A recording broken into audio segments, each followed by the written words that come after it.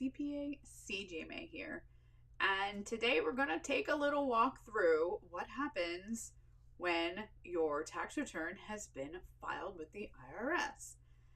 I'm sure many people are curious as to what actually happens, right? It feels like it goes into a black hole, and in some indeterminable number of days you get a refund, or you get that letter. It's like, you owe us $1 million, things like that.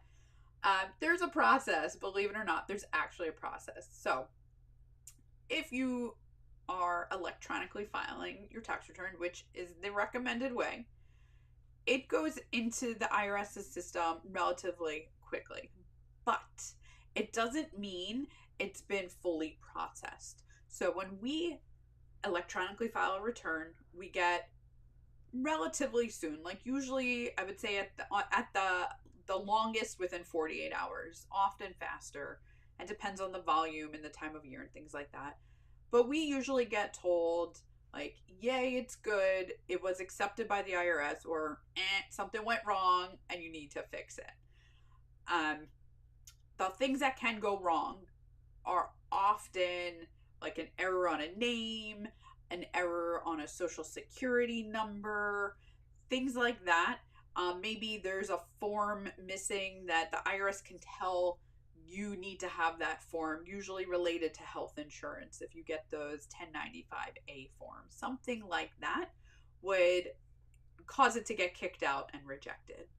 Sometimes there's identity theft, and we'll find out, oh, somebody already filed a tax return with this social security number, and those are never fun, right? So, or sometimes you need an ID protection PIN. If we don't have that number ahead of time, it'll kick out of the system. So barring those kind of problems, once your return is accepted, then it goes through the IRS's kind of internal processing to get fully accepted into their system, right? Not just the e-file acceptance, but processed by the IRS. So the IRS is going to start looking for various kinds of errors and inconsistencies and other types of red flags for things that they need to look at. It actually goes through a couple different layers of screening with the IRS. And this process can take longer if the IRS computer system finds other errors, if they suspect identity theft that wasn't triggered by the e-file rejection, if there's some other kind of problem in there, or for whatever reason they find they need to set aside your return and look at it.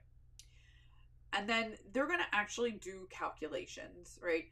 So you might think that you're being due a refund, and then you could get these letters in the mail that tell you there's a math error, right? Maybe there's a miscalculated tax credit or something like that. The math errors are kind of vague.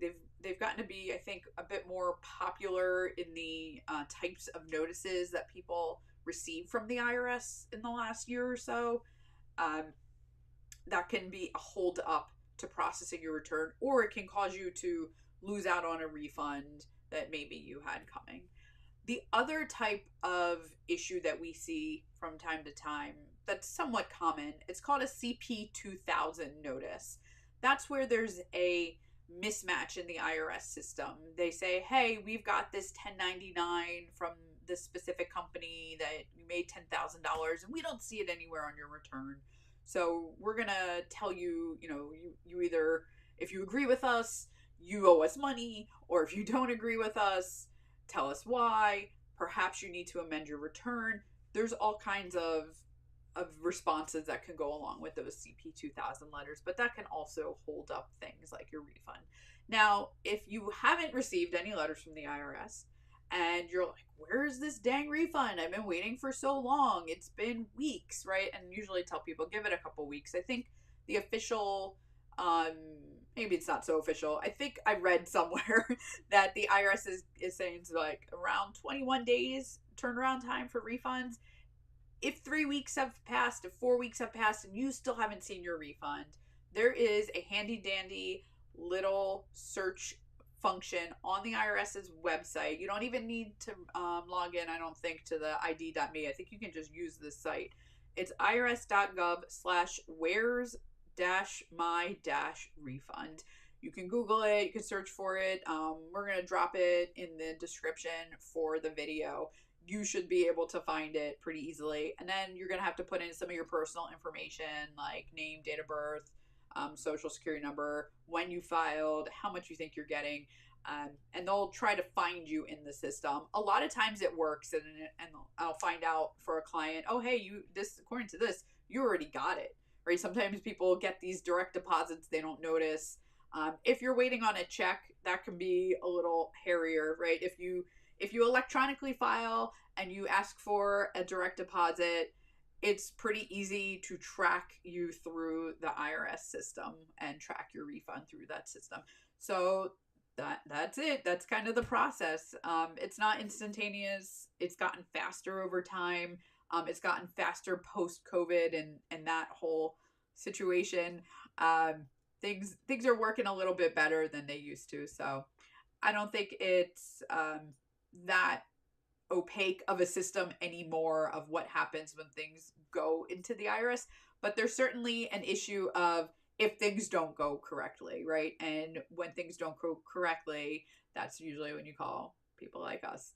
So if you're running into a problem looking for that tax return refund, take a look at that link. Where's my refund with the IRS? If that still doesn't help you, sometimes you can log into your IRS individual account with id.me.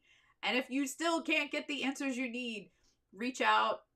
We help with clients with IRS issues all the time. Happy to try to help you resolve yours. And if you've ever run into any problems like this, drop a comment. We'd love to hear crazy IRS stories. I find them so entertaining.